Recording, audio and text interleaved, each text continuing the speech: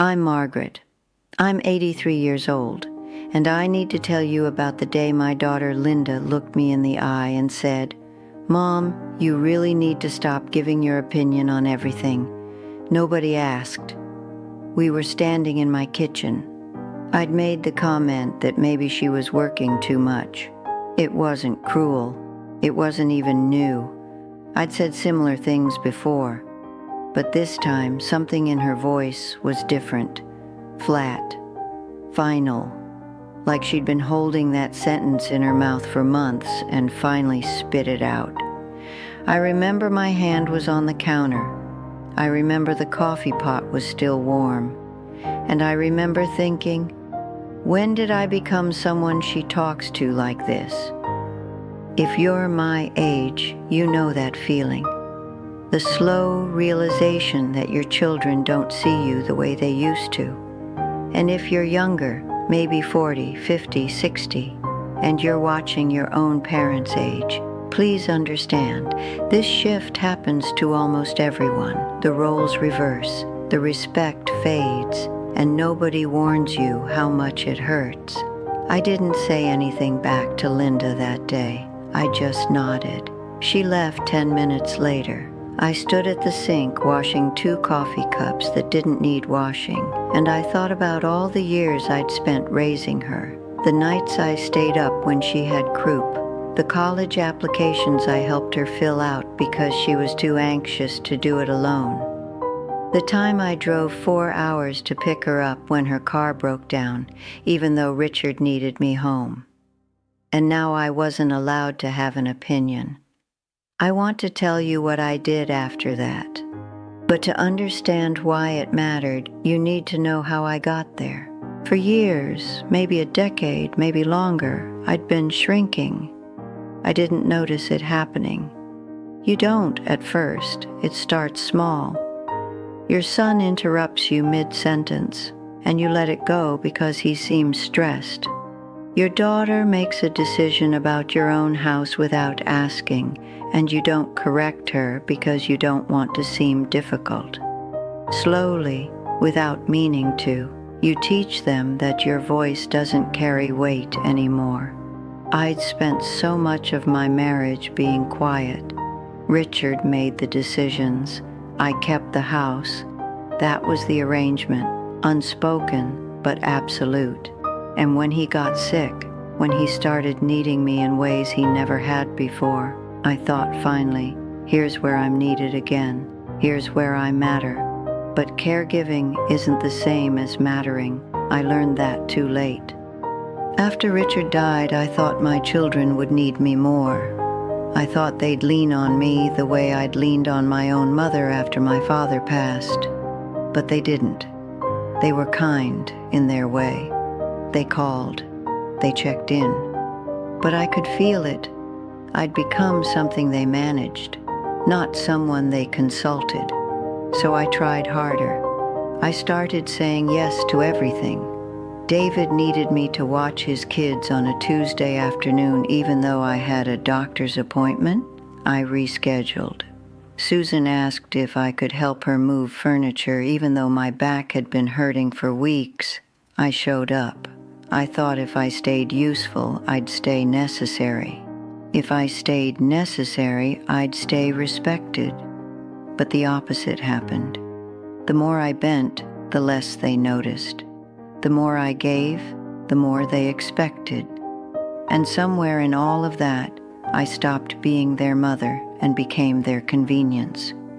The day Linda snapped at me in the kitchen wasn't the first time someone had spoken to me that way. Michael had done it a month earlier when I'd suggested he might want to call his brother more often. "Mom, stay out of it," he'd said, not even looking up from his phone. Patricia had done it the year before when I'd offered to help her repaint her living room. "I don't need you to fix everything," she'd said, sharp enough to sting. But Linda's comment was different. It wasn't angry, it was dismissive. Like I was a child who needed to be corrected, like my thoughts were clutter she had to clear away. And I realized something sitting there in my kitchen after she left. I had let this happen. Not because I was weak, not because I didn't know better, but because I thought love meant accommodating. I thought being a good mother meant never making my children uncomfortable. I thought staying quiet would keep us close. I was wrong.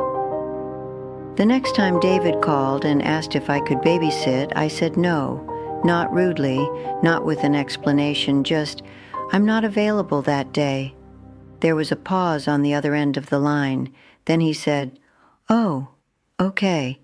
He sounded confused, maybe a little put out, but I didn't apologize. I didn't offer an alternative. I just let the silence sit there until he said he'd figure something out and hung up. It felt strange, almost rude, like I'd broken a rule I didn't know existed, but I didn't take it back. A week later, Susan called. She wanted to know if I'd co-sign a loan for her. "Something small," she said, "just a formality." I told her I needed to think about it. She pushed. I held firm. "I'll call you back," I said, and I did, 3 days later, to tell her no. She was angry. I could hear it in her voice, that tight politeness that meant she was biting back what she really wanted to say. But I didn't fold. I didn't explain myself into the ground the way I used to. I just said, "I've thought about it, and I'm not comfortable with that." And then I changed the subject. These weren't big moments. They weren't dramatic. But each time I said no, each time I didn't apologize for taking up space, something shifted. I started noticing how often I'd been apologizing for things that weren't my fault. How often I prefaced every sentence with, "I don't mean to bother you," but how often I made myself small so they could feel big. And I stopped, not all at once, not perfectly, but slowly, steadily. I started standing still instead of bending. The thing is, I thought this would make them angrier. I thought they'd pull away even more, and at first, some of them did. Patricia stopped calling for a few weeks. Michael's visits became shorter, more formal. Linda didn't bring Emma by as often, but I didn't chase them. I didn't call and apologize. I didn't try to win them back by shrinking again. I just lived. I started going to the library on Tuesday mornings. I joined a quilting group, not because I'm particularly good at quilting, but because the women there talk to each other like equals. Nobody interrupts, nobody dismisses. We sit around a table and work with our hands and say what we think. And it's the first time in years I've felt like my words have weight. I planted tomatoes in the garden, even though Richard always said they took too much work. I let the lawn grow a little longer because I don't care anymore if the neighbors think it looks messy. I started eating dinner at 5:30 because that's when I'm hungry, not at 7 because that's when everyone else expects it. Small things, ordinary things, but they added up, and then something unexpected happened. Linda called one afternoon, not to ask for anything, just to talk. She told me about a problem she was having at work, and I listened. When she finished, I gave my opinion, not forcefully, not like I was trying to fix her, just honestly. And she said, "That's actually really helpful, Mom. Thank you." I didn't make a big deal of it, but I noticed. David stopped by the following week without calling first. He seemed surprised to find me busy. I was getting ready to go to the quilting group. "Oh," he said, "I didn't know you had plans." I told him I did, and that I'd be home later if he wanted to come back. He looked at me for a second, like he was seeing something he hadn't noticed before. Then he smiled. "Good for you, Mom," he said. It wasn't much, but it was different. The respect didn't come back all at once. It's still not perfect. My children still interrupt sometimes. They still make assumptions, but they're starting to notice when they do it. They're starting to correct themselves, because I'm not the same person I was a year ago. I'm not waiting for their approval anymore. I'm not measuring my worth by how often they call or how much they need me. I'm just here, solid, present, not desperate. And that changes everything. I think about my mother sometimes, Dorothy. She spent her whole life accommodating my father, then accommodating us. I don't remember her ever saying no to anything, and I don't remember respecting her for it. I loved her, of course, but respect? That's different. Respect comes from watching someone hold their ground, from seeing someone know their worth and refuse to negotiate it down.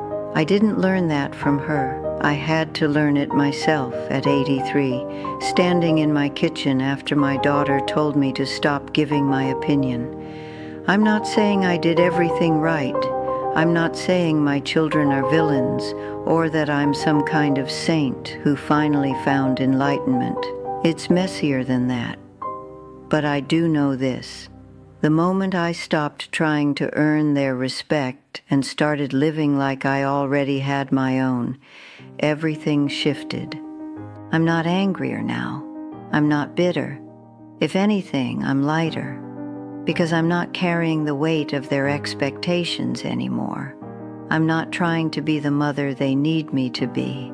I'm just being Margaret, and that turns out to be enough. Sarah noticed the change before my children did. She mentioned it one afternoon when we were sitting on her porch. Emma was inside coloring, and Sarah looked at me and said, "You seem different lately, steadier." I didn't know how to explain it, so I just said, "I stopped waiting for permission." She nodded like she understood, and maybe she did. Sarah's younger than me by 40 years, but she knows what it's like to shrink herself to fit other people's comfort. She does it with her boss, with her husband sometimes, with the other mothers at Emma's school who make her feel like she's never doing enough. "How'd you do it?" she asked. I thought about it. Then I said, "I just stopped saying yes when I meant no." It sounds simple, maybe too simple, but that's really all it was. Every time I wanted to say no and started to say yes out of habit, I paused. I asked myself, am I doing this because I want to, or because I'm afraid of what happens if I don't? And if the answer was fear, I said no. Not meanly, not with a long explanation, just no. The first few times it felt like I was doing something wrong, like I was being selfish or cold. But I kept doing it anyway, and eventually it stopped feeling wrong. It started feeling right. My children don't need a mother who says yes to everything. They need a mother who knows her own mind, who stands in her own truth, who teaches them even now that self-respect isn't optional. I can't give them that lesson by disappearing into their needs.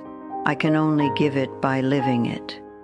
There's a moment I think about sometimes. It was a few months after I started saying no more often. Linda and I were having coffee, just the two of us, which almost never happens anymore. She was telling me about a situation at work, something complicated with her boss, and she stopped mid-sentence and said, "I don't know why I'm telling you this. You're just going to tell me what to do." It stung, but I didn't defend myself. I just said, "I won't if you don't want me to." She looked at me, surprised. Then she said, "No, actually, I do. I want to know what you think." So I told her, not as a directive, not as a fix, just as my honest opinion, offered without attachment to whether she took it or not. And she listened. That's when I realized she didn't stop respecting me because I had too many opinions. She stopped respecting me because I stopped believing my opinions mattered. The moment I started believing them again, not loudly, not aggressively, just quietly and firmly, she heard me differently. I'm not going to tell you this fixes everything. I'm not going to tell you that if you just set boundaries and reclaim your voice, your children will suddenly treat you the way you want to be treated. Some of them will, some of them won't. Some of them need more time. Some of them are carrying their own pain, their own patterns, and it has nothing to do with you. But here's what I know for certain. You can't control how they see you. You can only control how you see yourself. And the day I stopped seeing myself as someone who needed their validation, the day I stopped measuring my worth by their calls, their visits, their approval, was the day I got my dignity back. Not because they gave it to me, because I took it. I think that's what I wish someone had told me years ago. That respect isn't something you beg for. It's something you embody. And the people who love you, really love you, will rise to meet it. The ones who don't, well, that tells you something too. And maybe that's the hardest part. Accepting that even your own children might not be capable of seeing you clearly. Not because you failed, but because they're human, flawed, limited, just like you. But you don't need them to see you clearly to know your worth. You just need to see it yourself. I'm still learning that. At 83, I'm still practicing. Still catching myself when I start to apologize for taking up space. Still reminding myself that my time, my voice, my presence, they matter. Not because of what I've done, but because I'm here. And if you're listening to this, wherever you are in your life, please know, you matter too. Not because of how much you've given, or how well you've loved, or how many people need you. Just because you're here. That's enough. You're enough. And the moment you start living like you believe that, really believe it, everything else begins to fall into place. Not perfectly, not immediately, but steadily, quietly, like the sun coming up after a long night. If this story meant something to you, I'd be grateful if you'd sit with me again. There's more I'd like to say, more I'm still figuring out. Take care of yourself, whatever that means to you.